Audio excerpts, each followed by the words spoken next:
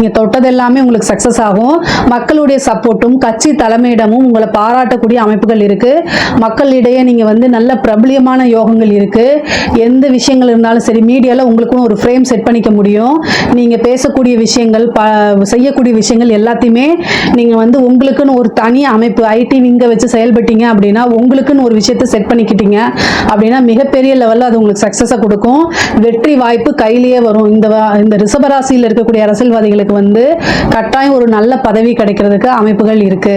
அதே மாதிரி கலைத்துறை சார்ந்தவங்களுக்கு சொல்லவே வேண்டாம். கலைத்துறைகள்லாம் பாத்தீங்கன்னா ஒரே நைட்ல ஒபாமான்னு சொல்லுவோம் இல்லைங்களா, அந்த அமைப்பு தான் இந்த ரிஷபராசியில் இருக்கவங்களுக்கு மிகப்பெரிய லெவல்ல யோகம் கிடைக்கக்கூடிய ஒவ்வொரு வாய்ப்பையும் யூஸ் பண்ணிக்கோங்க.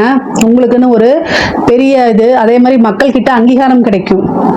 ஒரு கலைஞர்னாலே மக்களால் அங்கீகரிக்கப்படணும், அவங்களுடைய பாராட்டு வேணும். அது எல்லாமே இந்த வருடம் உங்களுக்கு கிடைக்கும்.